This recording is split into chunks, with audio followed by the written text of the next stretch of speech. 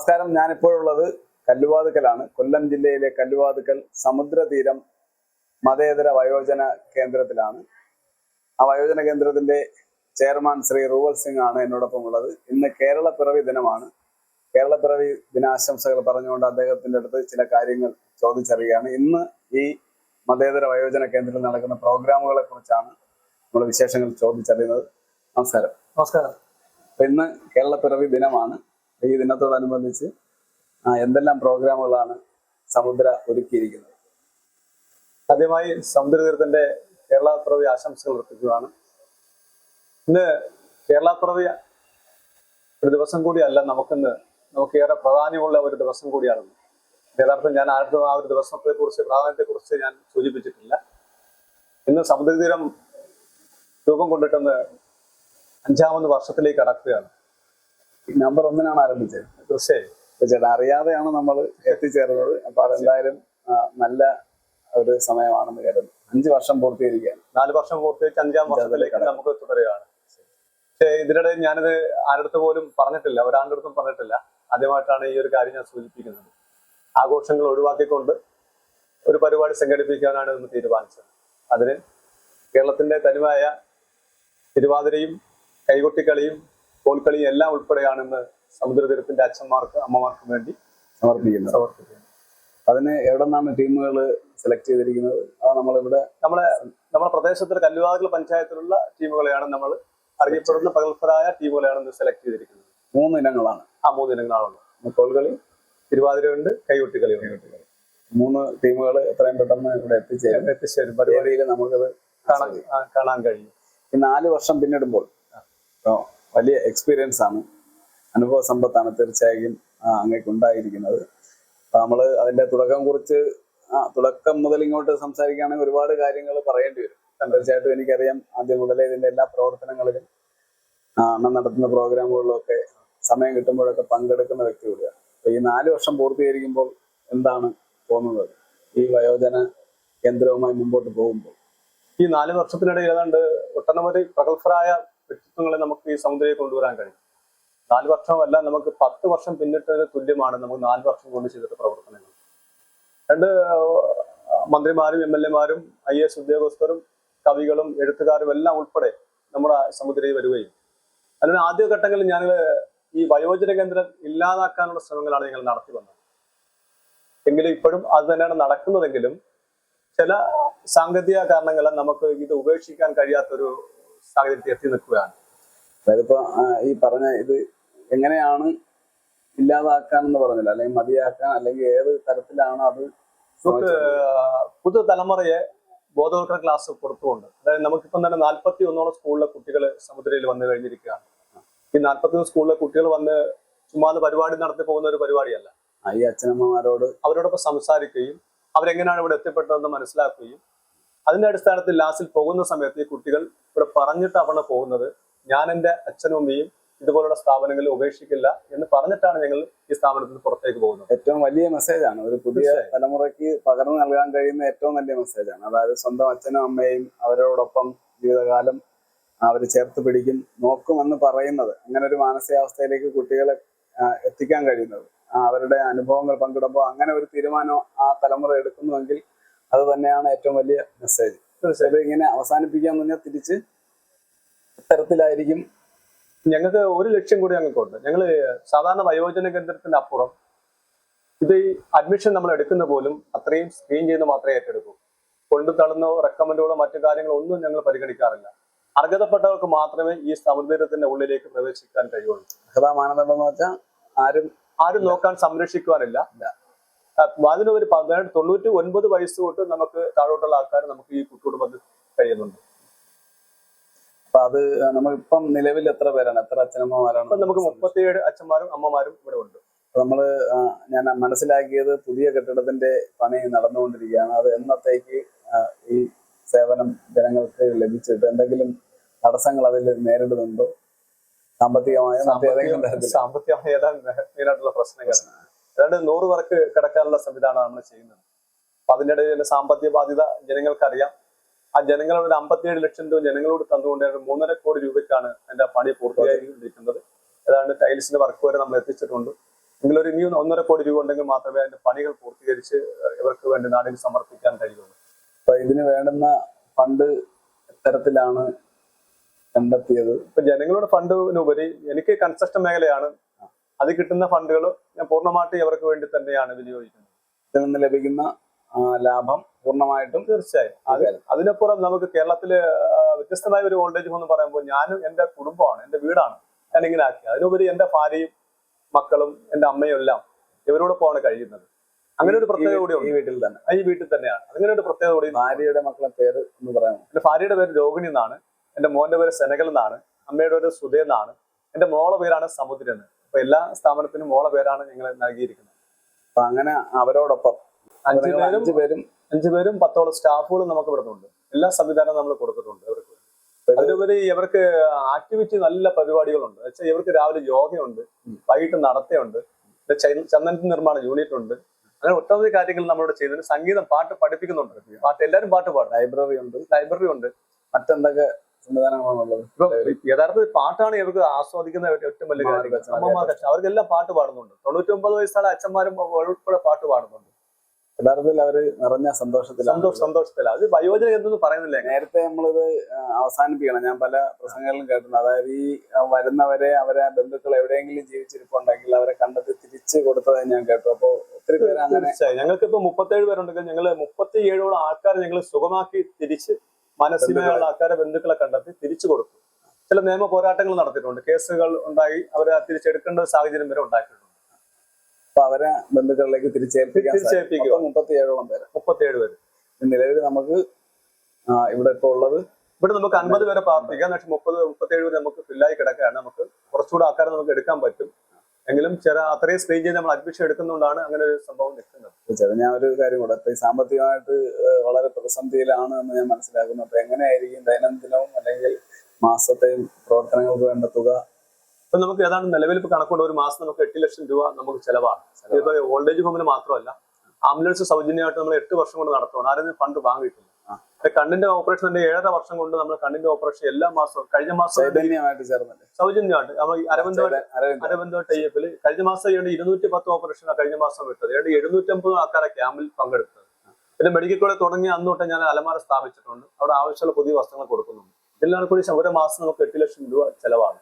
അപ്പൊ എനിക്ക് കൺസൾട്ട് കിട്ടുന്ന സമ്പത്ത് മാത്രമേ ഉള്ളൂ, വേറെ വരവില്ലല്ലോ. അപ്പൊ വരവിനൊക്കെയായി ഇരട്ടി ചെലവായിക്കൊണ്ടിരിക്കുക. അവിടെയാണ് എനിക്കിപ്പോൾ ഒരു ചെറിയ പ്രശ്നം നിൽക്കുന്നത്. ജനങ്ങളുടെ സഹായം, ഇപ്പൊ അവര് ഈ അവരുടെ ജന്മദിനം, ചരമദിനം, അങ്ങനെ ബർത്ത്ഡേ, ഇങ്ങനെയുള്ള ഒരുപാട് അങ്ങനെ ആഘോഷങ്ങൾ ഇവിടെ നടത്താറുണ്ട്. അതിന് ഞങ്ങളൊരു എമൗണ്ട് ഞങ്ങൾ പറയാറില്ല. ഇഷ്ടമുള്ള തുക തന്ന് ഇവരോടൊപ്പം സഹകരിച്ച് ആ ഒരു പ്രാർത്ഥനയുണ്ട്, അതിൽ പങ്കെടുക്കണം. ഒരു നേരത്തെ ആഹാരം വിളമ്പി കൊടുക്കണം, നിലവിളക്ക് കൊളുത്തി ആ ചടങ്ങിൽ സംബന്ധിക്കുക. അപ്പൊ അങ്ങനെ ഒരു ചെറിയ വരുമാനം മാത്രമാണ് നമുക്ക്. അത്രേ ഉള്ളൂ.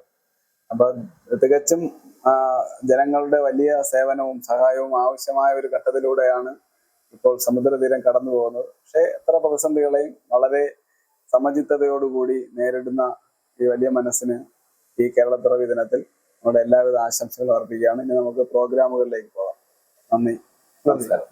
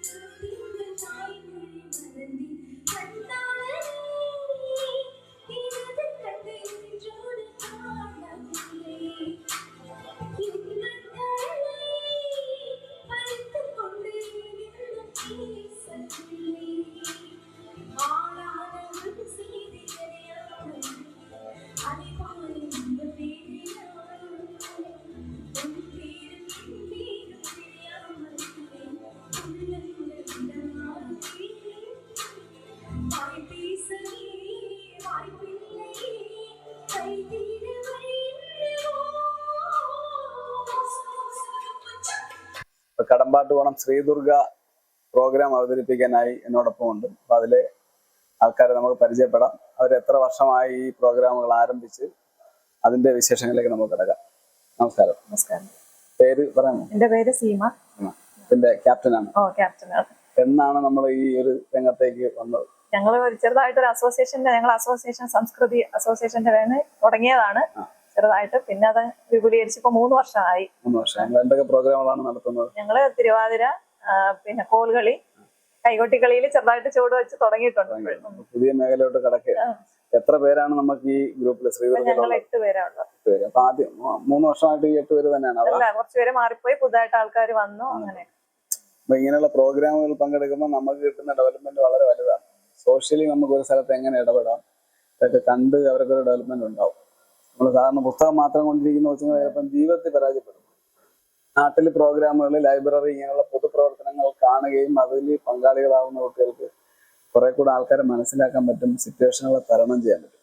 അപ്പൊ മോക്ക് സ്വാഗതം. പേരെന്തോ നോക്കളാ? അങ്ങോട്ട് നോക്കി പറഞ്ഞേ. അവന്തിക. എന്താണ്? അവന്തിക. ശരി, മിടുകി. 3 വർഷമായി തുടങ്ങിയിട്ട് അപ്പോഴും തൊട്ടേ ഉണ്ടോ? ഇല്ല, പേരോടെ പങ്കു ചേർന്നത്. നിങ്ങളെ വീട്ടിലെല്ലാം വലിയ സപ്പോർട്ടായിരിക്കും എന്ന് വിചാരിക്കും. തീർച്ചയായിട്ടും. തൊട്ടടുത്തിരിക്കുന്നത് നമ്മളെ കടമ്പാട്ടുകോണം വാർഡ് മെമ്പർ ബിന്ദുവിന്റെ മകളാണ്. അപ്പൊ അടുത്ത എന്നാണ് കല്യാണം? എന്റെ കല്യാണം നവംബർ 13, 2 ആഴ്ചയും കൂടെ. ഇന്ന് 1-ാം തീയതിയാണ്. 13-ാം തീയതി കല്യാണ പെണ്ണാണ് നമ്മളോടൊപ്പം ഈ ഗ്രൂപ്പിൽ. അപ്പൊ മകള് വിശേഷങ്ങളൊക്കെ പറഞ്ഞേ. ഇവരുമായിട്ട് എങ്ങനെ എക്സ്പീരിയൻസ്? എന്റെ പേര് നേഹ. ഞാൻ കഴിഞ്ഞ വർഷം തൊട്ടാണ് പ്രോഗ്രാം തുടങ്ങിയത്. എനിക്ക് സീമാന്റെക്ക് മുമ്പ് അറിയാം. ഞങ്ങള് ഒരു റെസിഡൻസിയുടെ ഒരു പ്രോഗ്രാം ചെയ്തിട്ടുണ്ട്. അത് നോർമലി ഒരു നാടൻ പാട്ട് ബേസ് ചെയ്ത് ചെയ്തിട്ടുണ്ട്. അപ്പൊ ഇവരുടെ പ്രോഗ്രാമിനെയൊക്കെ പറ്റി കണ്ടു. എനിക്ക് അറിയാം, മുമ്പ് അമ്പലത്തിലേക്ക് പ്രോഗ്രാം കണ്ടിട്ടുണ്ട്. അങ്ങനെയാണ് ഞാൻ സീമാന്റെ അടുത്തോട്ട് വന്നത്. ഇപ്പം നല്ല രീതിയിൽ പോകുന്നു. ഒത്തിരി പ്രോഗ്രാം ഒക്കെ ആയിട്ട് കൈകൊട്ടിക്കളിയിലോട്ടൊക്കെ വന്ന് തുടങ്ങി. അങ്ങനെ മുന്നോട്ട് പോയിക്കൊണ്ടിരിക്കുന്നു. എല്ലാവരും അടുത്താണോ താമസിക്കുന്നത്? ഞങ്ങളെല്ലാം കടമ്പാട്ടുകോണം ഏരിയയാണ്. 2 പേര് എഴുപ്പുറം ഏരിയ ഉണ്ട്. അങ്ങനെ പോകും. പഠനം ഇപ്പൊ എവിടം വരെത്തി? ഇപ്പൊ PG കഴിഞ്ഞിട്ട് B.Ed കയറി. ഇപ്പൊ ഫസ്റ്റ് ഇയർ ചെയ്യുന്നു. ഫസ്റ്റ് സെമ്മായി. എവിടെയാണ്? CHM PG. അത് KTCT B.Ed ചെയ്യുന്നു. ഇംഗ്ലീഷ് അല്ലേ? ഇംഗ്ലീഷ് ആണ്. ശരി. അടുത്ത ആളുടെ പേര്? എന്റെ ഒരു അമ്പിളി. ഞാൻ എന്റെ മോളുടെ ടീച്ചറാണിത്. ടീച്ചർ മുഖേനയാണ് ഞാൻ വന്നത്. എന്നെ ഒരു നവരാത്രി, കഴിഞ്ഞ വർഷത്തെ നവരാത്രിയുടെ ആ സമയത്ത് എന്റെ അടുത്ത് വിളിച്ചിട്ട് പറഞ്ഞു നമുക്കൊരു ടീമുണ്ട്, അതിനകത്തോട്ട് വരുന്നെന്ന് വെച്ച്. ഇതെന്റെ നാത്തൂനാണ്, ഇതിന്റെ 3ാമത്തെ നാത്തൂനാണ്. അങ്ങനെ നാത്തൂനെയും കൊണ്ട് ഞാനങ്ങ് ചെന്നു. ഞങ്ങൾ 1 വർഷമായി നല്ല രീതിയിൽ പോകുന്നു. സന്തോഷം. സന്തോഷം. അദ്ദേഹത്തിന്റെ പേര്? നാത്തൂന്റെ പേര്? എന്റെ പേര് അമ്പിളി ഷിജു. രണ്ടും നമ്മള് പേര് തന്നെ. പറഞ്ഞ പോലെ ടീച്ചറിന്റെ ഗറഫിലാണ് വന്നത്. നന്നായിട്ട് പോകുന്നുണ്ട്. പഠിച്ചെടുക്കാനൊക്കെ പാടുണ്ടായിരുന്നു? ഇല്ല, ഞാൻ ക്ലാസിക്കൽ ഡാൻസ് പഠിച്ചിട്ടുണ്ടായിരുന്നു. പഠിച്ചിട്ടുണ്ട്. നമ്മുടെ വർക്കല വിശ്വമയൂരി കലാകേന്ദ്രത്തിലാണ് പഠിച്ചത്. അപ്പൊ മുമ്പേ പഠിച്ചിട്ടുള്ളതുകൊണ്ട് കൂടുതൽ എളുപ്പമായി? എളുപ്പമാണ്, കുഴപ്പമില്ല. എല്ലാം പിന്നെ സീമ ചേച്ചിയൊക്കെ എല്ലാം പറഞ്ഞുതരും. വേഗം തന്നെ നമുക്ക് പെട്ടെന്നെല്ലാം മനസ്സിലാവും. എത്ര സമയം നമ്മൾ പ്രാക്ടീസ് ചെയ്യും? നിങ്ങൾ ഈ ഒരു ഗ്രൂപ്പ് എപ്പോഴായിരിക്കും ഒത്തുകൂടുന്നത്? ആഴ്ചയിലാണോ അതോ മാസത്തിലാണോ? അല്ല, മിക്ക ദിവസങ്ങളിലും. എല്ലാ ദിവസവും? മിക്ക ദിവസങ്ങളിലും കാണാറുണ്ട്. എത്ര മണി തൊട്ട് എത്ര മണി വരെ? ഒരു 4:30 മുതല് ഒരു 6 മണി വരെയൊക്കെ കാണും. ആ ഒരു സമയമാണ്. ഇതില് ജോലി ഉള്ളവരാരെങ്കിലും ഉണ്ടോ? ഉണ്ട്. ടീച്ചറാണ്. ഏത് സ്കൂളാണ്? ടീച്ചറാണ്. അത് ഞാൻ കണ്ട പോലെ തോന്നി. ഞാനും വർക്ക് ചെയ്യുന്നുണ്ട്. അമ്പലത്തില് സർപ്പം പാട്ട് പാടാൻ പോകുന്നുണ്ട്. അതിന് പോകുന്നതാണ്. എല്ലാ മാസവും പോണോ? അല്ല, മിക്ക ദിവസങ്ങളിലും പോണം. ഏത് ക്ഷേത്രത്തിലാ? നമ്മുടെ കൊട്ടാരക്കര വെളിയം മഞ്ചുമൂർത്തി ക്ഷേത്രത്തിലേക്ക് പോകാറുണ്ട്. അതൊന്ന് പാടാമോ? അയ്യോ, അത് അങ്ങനെ പാടുന്നതല്ലേ. നമ്മള് ക്ഷേത്രത്തില് പാടുന്നതല്ലേ. അത് ക്ഷേത്രമായിട്ട് ബന്ധപ്പെട്ടതാണ്, പൂജകളായിട്ട്. വേറെ ഏതെങ്കിലും പാട്ട് പാടാമോ? അയ്യോ, അങ്ങനെ ചോദിച്ചാ പാട്ട് കേൾക്കാനും പാടാനും ഇഷ്ടമാണ്. പാട്ടുകാരെങ്കിലും ഉണ്ടോ? നമ്മള് മൊത്തത്തിൽ ഡാൻസുകാരാണ്. ശരി ശരി ശരി. ചേച്ചിയുടെ പേര് പറഞ്ഞു? ദീപ. ഞാൻ സീമയുടെ അയൽക്കാരിയാണ്. അവരൊരു പ്രോഗ്രാം കഴിഞ്ഞിട്ട് പിന്നെ ആരോ പോയപ്പോഴത്തേക്ക് നെക്സ്റ്റ് പ്രോഗ്രാം തൊട്ട് എന്നെ വിളിച്ചു. ഡാൻസ് ഒന്നും അറിയത്തില്ലായിരുന്നു. അവള് പഠിപ്പിച്ച്, വളരെ പാടുപെട്ട് പഠിപ്പിച്ച് ഇത്ര വരെ എത്തിച്ച്. ടീച്ചർ എഫർട്ട് തന്നെയാണ്.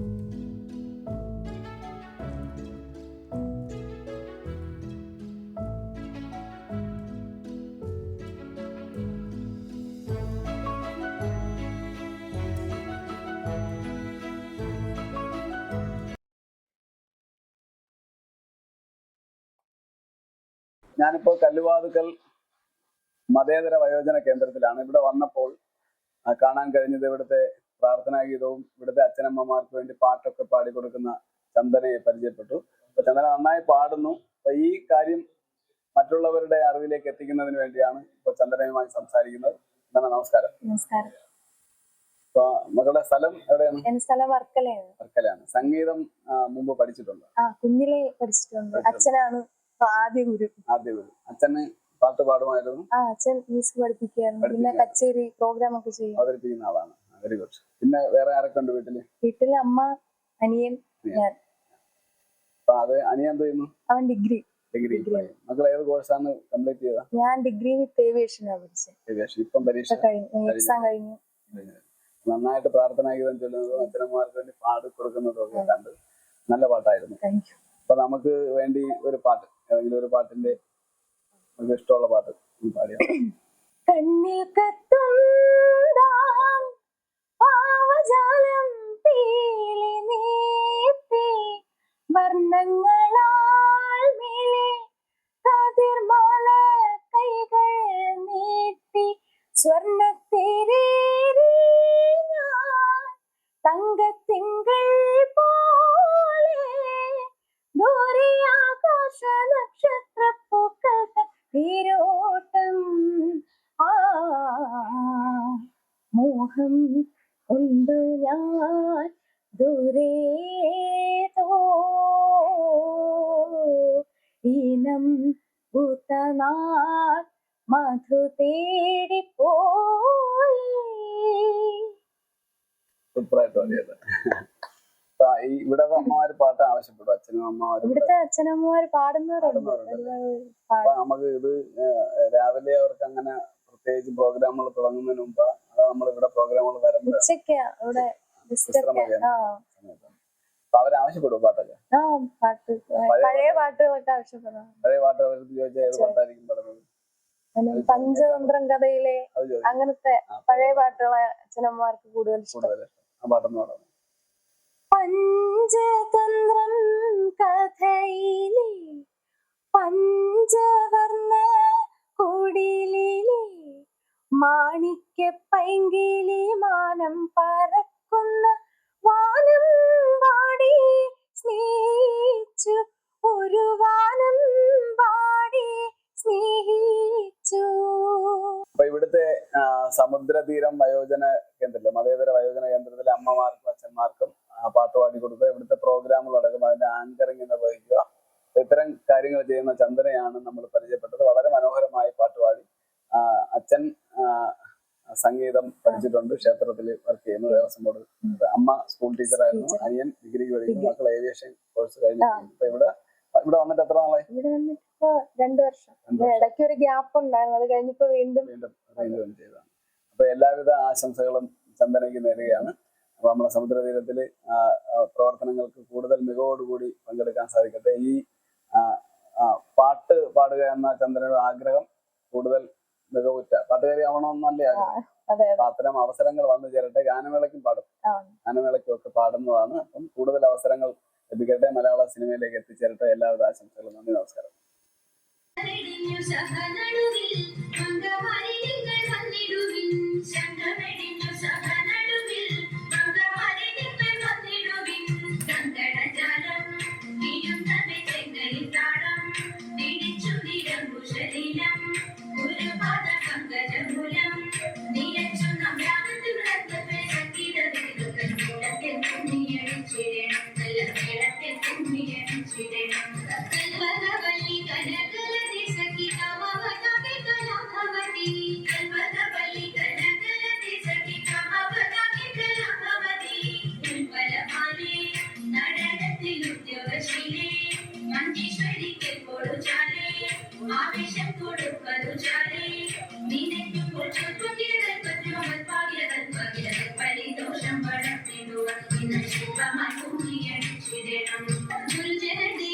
വിശ്വാസവും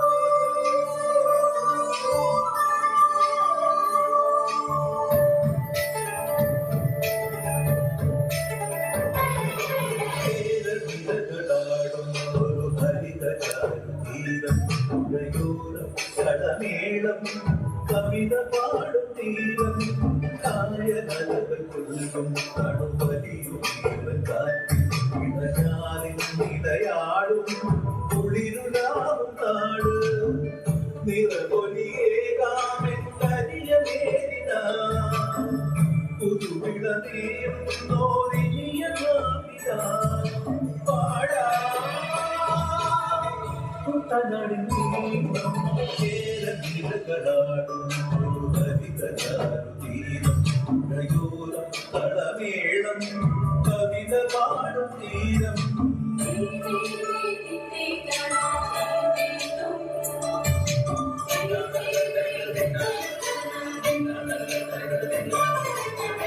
നമ്മോട് കരിയുടും മണ്ണു തിരുമണമോ പെണ്ണിനു വിയർപ്പാതെ മണമോ ഞാൻ ചോല പച്ചവള ഒന്നും ചെടിക്കൊരുക്ക് പെണ്ണിവൾ കളമാറ്റും കള്ളമൊഴിയ കൊച്ചികൾ പകൽ നീലക്കിനാണും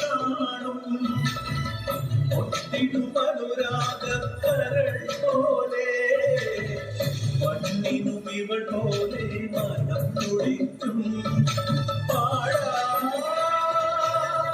കുട്ടനാടിൻ കേരളാടും ഒരു ഹരിതചാരുതീരം ഉടയൂരം കളമേളം കവിത പാടും തീരം കൊണ്ടാരൻ കതിരിടും സ്വർണ്ണമണി നിറമോ കണ്ണിനു കണിയാകും നിറയോ പെണ്ണാടും കൊയ്തുവരും നക്ഷത്ര കൊടിയാ നെല്ലറ നിറയെ പോലെ ഉത്സവ കൊടിതാള കൊടിയേറ്റം മത്സര കളിവെള്ള തിരയോട്ടം പെണ്ണിനു മനമാകെ ഇലാട്ടം പാടാ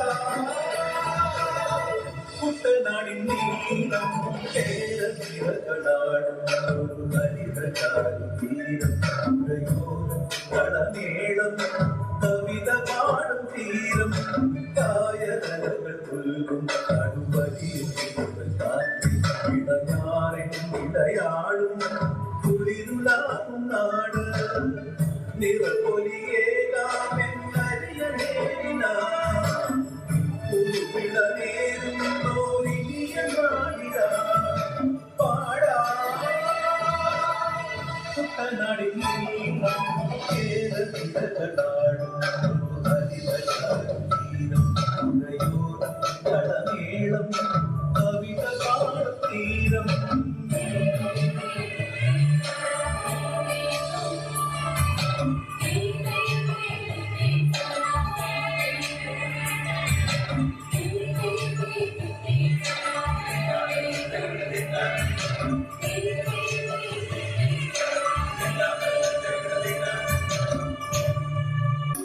भजरे नंद गोपाल हरे भजरे नंद गोपाल हरे भजरे नंद गोपाल हरे भजरे नंद गोपाल हरे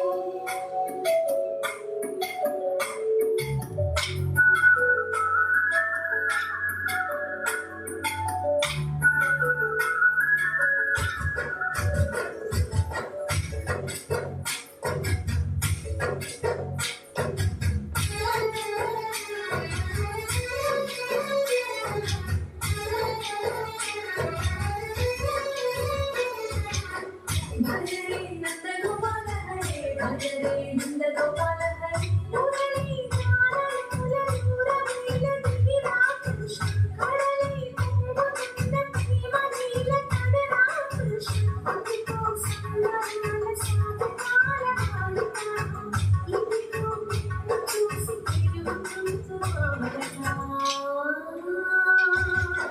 भजरे नंद गोपाल हरे भजरे नंद गोपाल हरे भजरे नंद गोपाल हरे भजरे नंद गोपाल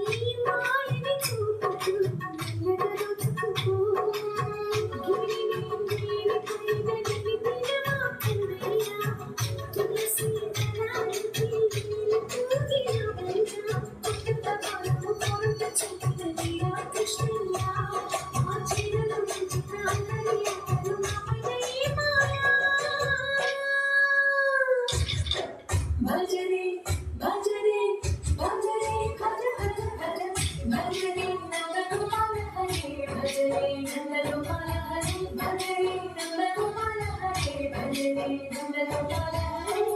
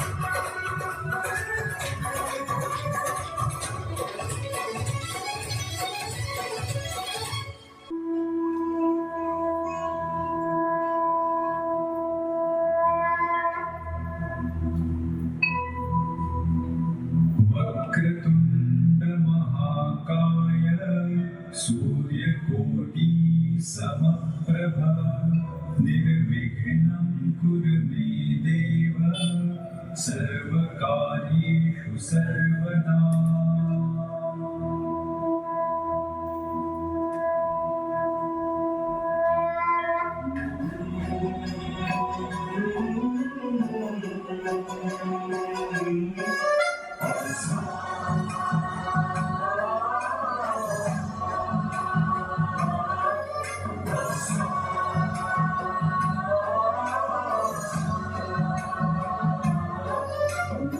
गणनायकाय गणदैवताय गणाध्यक्षाय धीमहि गुणशरीराय गुणमण्डिताय गुणेशानाय धीमहि गुणातीताय गुणाधीशाय गुणप्रविष्टाय धीमहि एकदन्ताय वक्रतुण्डाय गौरीतनयाय धीमहि गजेशानाय भालचन्द्राय श्रीगणेशाय धीमहि एकदन्ताय वक्रतुण्डाय गौरीतनयाय धीमहि गजेशानाय भालचन्द्राय श्रीगणेशाय धीमहि गानचतुराय गानप्राणाय गानान्तरात्मने गानोत्सुकाय गानमत्ताय गानोत्सुकमनसे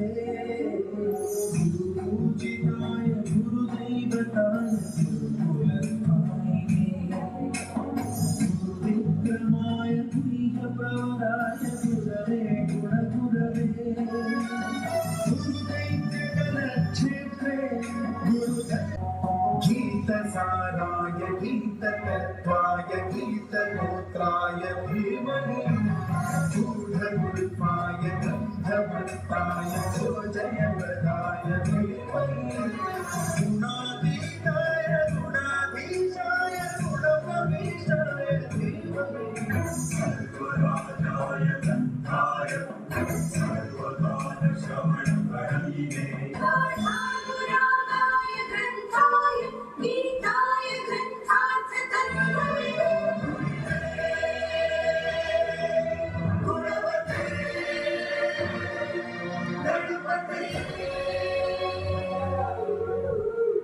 एकदन्ताय वक्रतुण्डाय गौरीतनयाय धीमहि गजेशानाय भालचन्द्राय श्रीगणेशाय धीमहि वक्रतुण्डाय